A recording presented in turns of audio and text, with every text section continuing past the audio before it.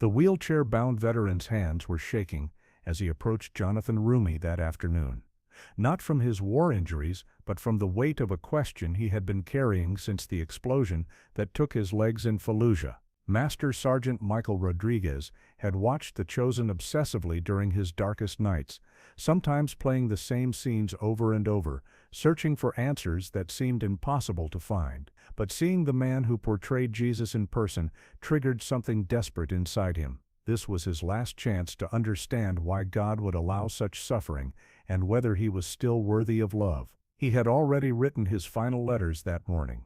The Phoenix Convention Center buzzed with the typical energy of a fan convention, hundreds of people clutching photos and merchandise, waiting in orderly lines to meet the cast of The Chosen. Children tugged at their parents' sleeves, pointing excitedly at cardboard cutouts of their favorite characters. Elderly couples shared stories about how the show had renewed their faith. Young adults debated theology with the passion of seminary students, but Michael Rodriguez moved through this sea of enthusiasm like a ghost, his motorized wheelchair cutting a silent path through the crowd. At 34 years old, he carried himself with the bearing of someone much older, his eyes holding depths of pain that made strangers look away uncomfortably. Michael had not planned to attend this convention. For weeks, his sister Carmen had begged him to come, insisting that meeting Jonathan Roumie might help him find the peace that had eluded him since returning from his third deployment in Iraq 12 years earlier. Carmen understood that her brother was dying, not from his physical wounds, but from something deeper and more corrosive. She had watched him retreat further into isolation with each passing year, despite the medals, the honors, the grateful handshakes from strangers who thanked him for his service without truly understanding what that service had cost him. The morning of March 15th had begun with Michael sitting at his kitchen table at 4:30 a.m., unable to sleep again, staring at his laptop screen. The same episode of The Chosen played for perhaps the 100th time, the scene where Jesus heals the paralyzed man at the pool of Bethesda. Michael watched with bitter fascination as the actor Jonathan Roumie, embodying perfect compassion, reached down to lift the broken man to his feet. "Your faith has made you whole," Jesus said on the screen, and Michael felt the familiar surge of anger and longing that had become his constant companion. Why had there been no healing for him? Why had his faith, once unshakable, been met with silence and continued suffering? Michael had been a devout Catholic before his deployment, serving as an informal chaplain to his unit, leading prayer circles, carrying rosary beads blessed by his grandmother in his left breast pocket. The same pocket that had been shredded by shrapnel when the improvised explosive device tore through his Humvee on a dusty road outside Fallujah, taking his legs and 3 of his closest friends. That morning, Michael had finally completed the task he had been putting off for months. 3 letters sat on his kitchen table, each one carefully crafted to cause the least possible pain to the recipients. One to Carmen, explaining that his decision wasn't her fault, that she had done everything possible to help him find his way back to living. One to his parents in San Antonio, thanking them for their love and asking their forgiveness for the choice he was about to make. And one to his former commanding officer, Colonel James Patterson, who had visited Michael regularly since his medical retirement, and who deserved to know that some battles simply couldn't be won. The letters were not desperate or angry. They were methodical, rational, the product of a military mind that had analyzed all possible options and concluded that strategic withdrawal was the only viable solution. Michael had tried everything the doctors and counselors and well-meaning friends had suggested. Physical therapy, occupational therapy, psychological counseling, support groups, medication, service dogs, adaptive sports, volunteer work. He had approached his recovery with the same discipline and determination that had made him an exemplary soldier. But each small victory was followed by longer periods of darkness, and the fundamental questions that tormented him remained unanswered. Chief among these questions was the matter of divine love and justice.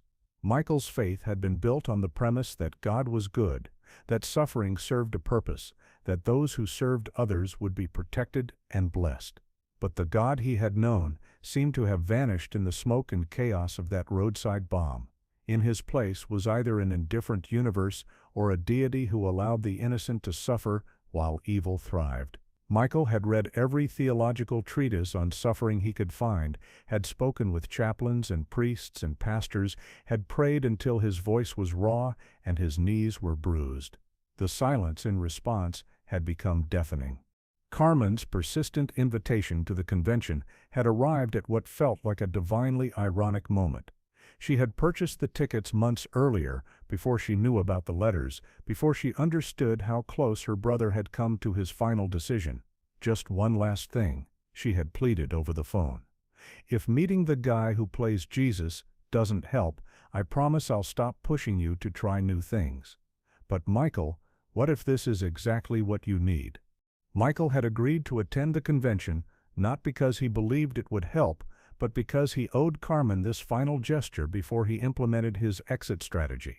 He would go, shake hands with the actor, tell Carmen it had been meaningful, and then execute his plan the following week when she returned to her job in Denver. It seemed like a small kindness to offer someone who had sacrificed so much of her own life trying to save his. The convention center overwhelmed him immediately.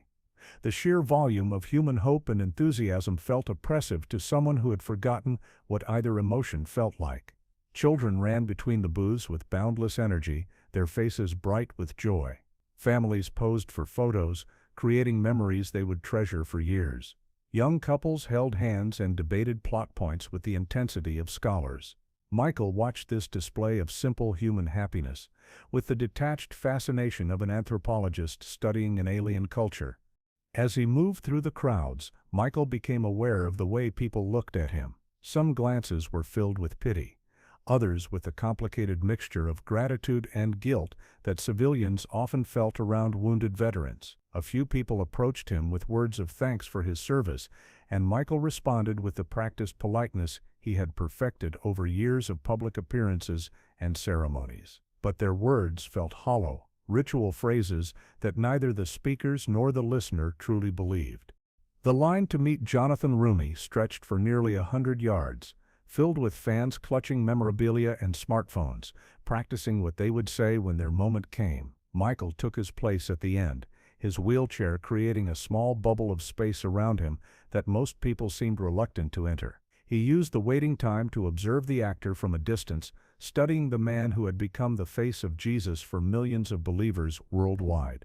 Jonathan moved through each interaction with genuine warmth, taking time to speak with every person, signing autographs and posing for photos with patient grace. Michael watched him embrace an elderly woman who had tears in her eyes, saw him kneel down to speak at eye level with a young boy in a wheelchair, observed the way he listened intently to each person's story, as if it were the most important thing he had ever heard. The performance was flawless, but Michael's military training and reading people suggested it wasn't a performance at all. As the line moved forward and Michael's turn approached, he felt the familiar tightening in his chest that accompanied moments of high stress. His hands, scarred from multiple surgeries, gripped the armrests of his wheelchair with enough force to make his knuckles white. The question that had been forming in his mind for months crystallized into words he had never spoken aloud, words that felt both necessary and terrifying. When Michael finally reached the front of the line, Jonathan looked up from signing a poster, and their eyes met. For a moment that seemed to stretch beyond normal time, the two men simply looked at each other. Michael saw surprise flicker across Jonathan's face, not at his appearance, but at something deeper, some recognition of pain that transcended physical wounds. Jonathan had spent years studying human suffering for his role, and he seemed to immediately understand that this encounter would be different from the others. "Master Sergeant Rodriguez," Michael said, extending his hand with military precision. "I served 3 tours in Iraq." Jonathan took his hand in both of his own, his grip firm and warm. "Thank you for your service, Michael. I'm honored to meet you." The conventional exchange might have ended there, with a photo and a signed autograph, another pleasant interaction in a day full of them. But Michael had not waited in line for 2 hours to participate in pleasantries. The question that had been burning inside him since that morning in Fallujah demanded to be asked, and seeing the man who portrayed perfect love and infinite compassion in person had triggered something desperate and final in him.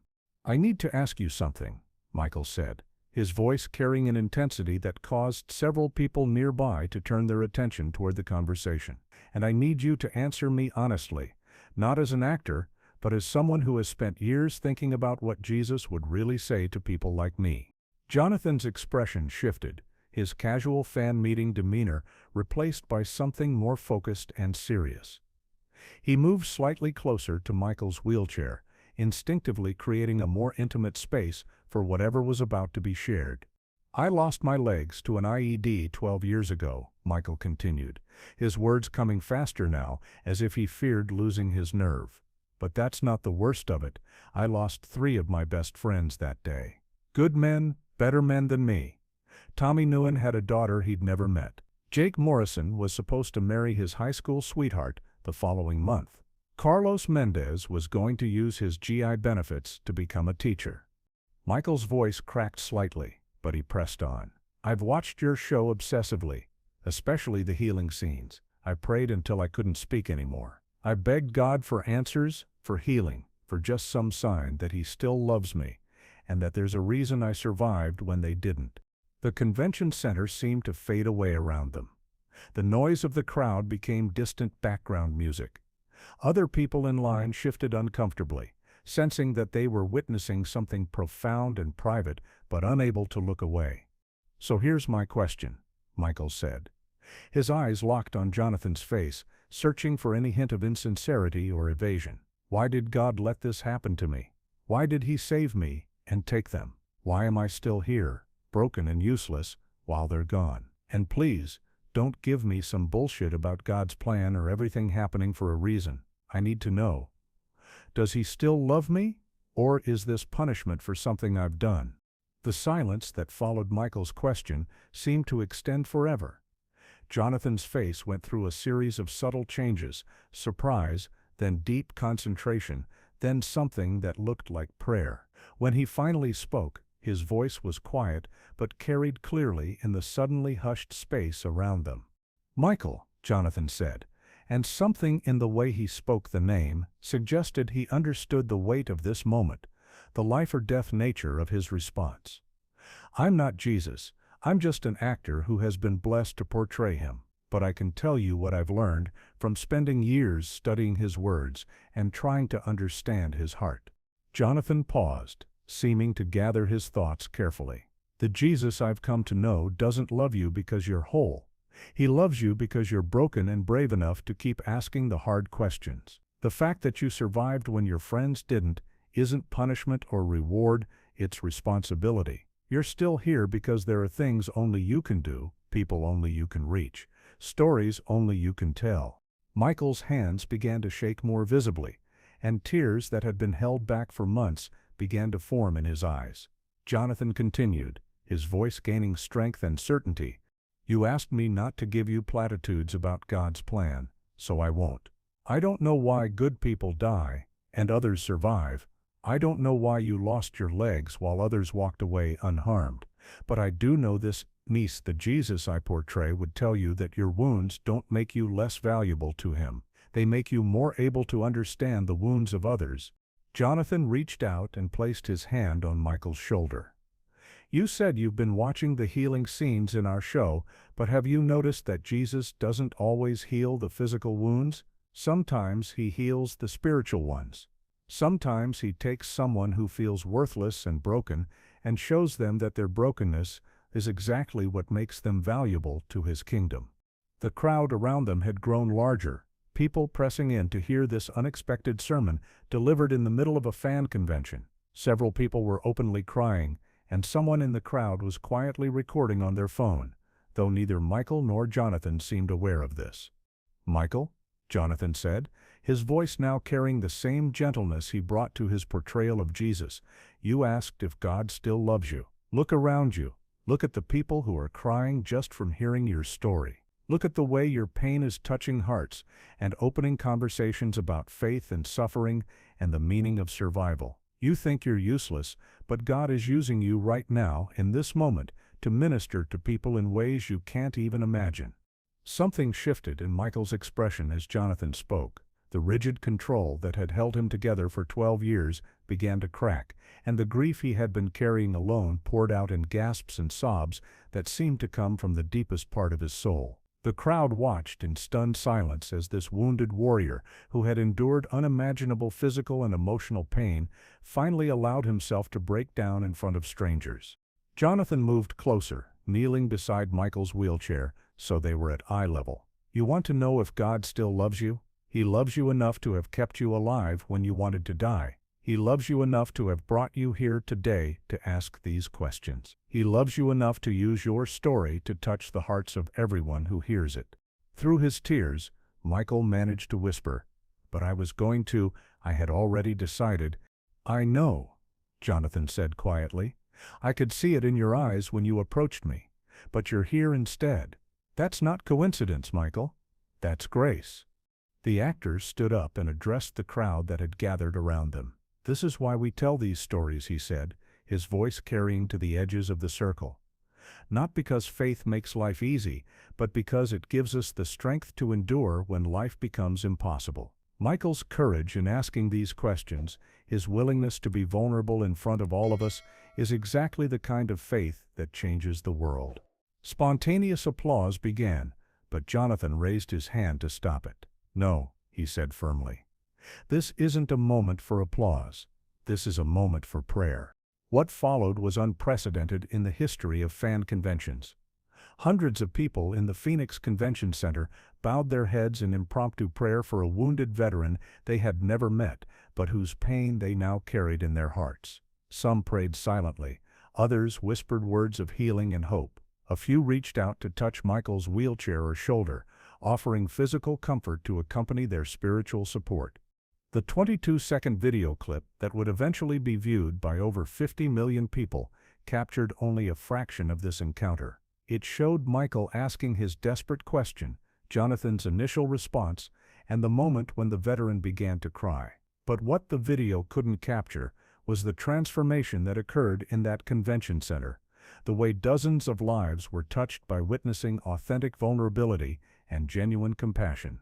The person who recorded the video, a young mother named Sarah Chen, later said she had started filming because she sensed something important was happening, but she had stopped recording when she realized she was witnessing something too sacred for social media. However, the portion she had captured was shared by someone else, and within hours it was spreading across every platform on the internet. The response was immediate and overwhelming. Veterans organizations shared the video with messages of support and understanding.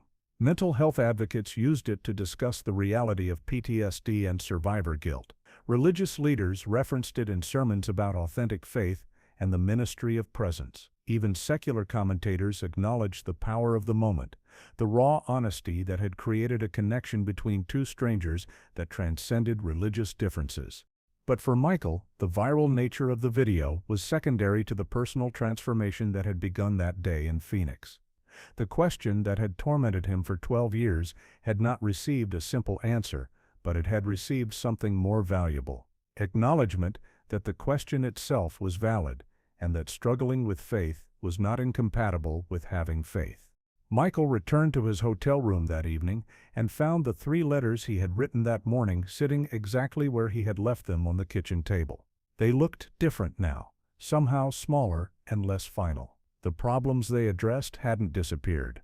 He was still disabled, still struggling with PTSD, still missing his fallen friends every day. But the fundamental question about his worth in God's eyes had shifted from a source of torment to a starting point for deeper understanding. He spent the next several hours on the phone with Carmen, describing every detail of his encounter with Jonathan Roumie. She cried through most of the conversation, not from sadness, but from relief and gratitude.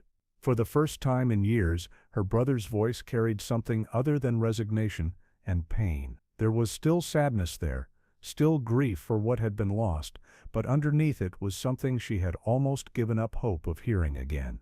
The letters remained on the table for several more days before Michael finally tore them up and threw them away. Not because his problems had been solved with a single conversation, but because he had remembered something he had forgotten in the darkness of the past 12 years, that problems could be endured, that questions could be lived with, and that purpose could be found even in the midst of unresolved pain. In the weeks and months that followed, Michael found himself at the center of conversations he never could have imagined. Veterans from across the country reached out to him, sharing their own stories of faith and doubt, survival and guilt. He began receiving invitations to speak at VA hospitals, military chaplain conferences, and veteran support group meetings. Initially, Michael resisted these invitations. He didn't consider himself qualified to offer guidance to others when his own struggles were far from resolved. But as he prayed about it, and he had begun praying again, tentatively and with many questions, but consistently, he began to understand what Jonathan had meant about his brokenness making him valuable rather than worthless. Michael's first speaking engagement was at a VA hospital in San Antonio, where he met with a group of recently wounded soldiers who were struggling with their own questions about faith, purpose, and survival. He didn't offer them easy answers or false comfort. Instead, he shared his own story, including the letters he had written and his encounter with Jonathan Roumie. He talked about the difference between having faith and having certainty, between being healed and being whole. The response was immediate and profound. These young soldiers, many of them facing amputations, traumatic brain injuries, and PTSD diagnoses, found hope not in the promise that their problems would disappear, but in the testimony that their problems didn't disqualify them from having value and purpose. Several of them later credited that meeting with saving their lives, with giving them permission to struggle with difficult questions while still holding on to the possibility of meaning and love. For Jonathan Roumie, the encounter with Michael Rodriguez had been equally transformative, though in different ways. As an actor portraying Jesus, he was constantly aware of the responsibility that came with embodying the central figure of Christian faith for millions of viewers. But his conversation with Michael had reminded him that the role extended beyond the set of The Chosen, that people would look to him for spiritual guidance whether he felt qualified to offer it or not. In interviews following the viral video, Jonathan was careful to emphasize that he was not a theologian or counselor, just an actor who had been blessed to portray Jesus and who took that responsibility seriously. But he also acknowledged that his preparation for the role had taught him valuable lessons about compassion, authenticity, and the ministry of presence that extended into his real life. Meeting Michael taught me that sometimes the most powerful thing you can do for someone is simply to see their pain and acknowledge it, Jonathan said in one interview. I couldn't heal his legs or bring back his friends or answer all his theological questions, but I could look him in the eye and tell him that his struggles didn't make him less valuable to God. They made him more able to understand and help others who were struggling. Jonathan began incorporating Michael's story into his speaking engagements, always with permission and always with an emphasis on the veteran's courage in asking difficult questions rather than on his own response. He also became more involved with veterans organizations, using his platform to raise awareness about PTSD, survivor guilt, and the spiritual struggles that often accompanied physical and emotional trauma. The video of Michael's encounter with Jonathan continued to spread across social media platforms, generating millions of views and thousands of comments from people sharing their own stories of faith, doubt, trauma, and healing. Veterans organizations reported increases in calls to their crisis hotlines, but also increases in participation in support groups and counseling programs. Religious leaders across denominations began referencing the video in sermons and counseling sessions, using it as an example of how to engage with difficult theological questions honestly rather than dismissively. Seminary professors assigned it as required viewing in pastoral care classes, leading discussions about the difference between offering answers and offering presence. Mental health professionals noted the power of Michael's vulnerability in breaking down stigma around PTSD and suicidal ideation, particularly among military populations who had been taught to view emotional struggles as weakness. The video became a tool for encouraging people to seek help and for training counselors to respond to spiritual questions alongside psychological ones. 2 years after his encounter with Jonathan Roumie, Michael Rodriguez had become a recognized advocate for veteran mental health and spiritual care. He had written a book about his journey, titled "The Questions That Save Us," which became a bestseller among military families and faith communities. He had testified before Congress about the need for better mental health resources for veterans, and he had established a nonprofit organization that provided spiritual counseling specifically for wounded warriors. But perhaps most importantly, he had learned to live with unanswered questions while still holding on to faith. The fundamental mystery of why he had survived while his friends had died remained unsolved, but it had transformed from a source of torment into a source of motivation. He carried their memory not as a burden of guilt, but as a responsibility to live a life worthy of the chance he had been given. Michael's relationship with Carmen had been restored and deepened through their shared experience of nearly losing each other, her to despair over her inability to help him, and him to the darkness that had almost claimed his life. They began co-leading support groups for military families, offering hope to other siblings, parents, and children who were watching their loved ones struggle with invisible wounds. The letters Michael had written that March morning were never sent, but they had served their purpose in forcing him to confront the depth of his despair and the reality of his choices. He kept copies of them in his desk drawer as reminders of how close he had come to ending his story before it had reached its most important chapters. Jonathan Roumie continued his work on The Chosen, but his portrayal of Jesus had been deepened by his encounter with Michael and the thousands of others who had shared their struggles with him. He approached each scene with an even greater awareness of the people who would be watching, searching for hope, answers, or simply acknowledgement of their pain. The Phoenix Convention Center added a plaque near the entrance commemorating the day when a wounded veteran's question had reminded everyone present that faith was not about having all the answers, but about having the courage to keep asking the questions that matter most. The plaque simply read, "In honor of all who struggle with difficult questions and those who answer with love rather than certainty." Michael Rodriguez never did receive a simple answer to his question about why God had allowed his suffering. But he had received something more valuable: the understanding that his wounds, both visible and invisible, had qualified him for a ministry he never could have imagined. In helping others navigate their own dark nights of the soul, he had discovered that sometimes the most profound healing comes not from having our pain taken away, but from having it transformed into a source of hope for others who are still struggling to find their way home.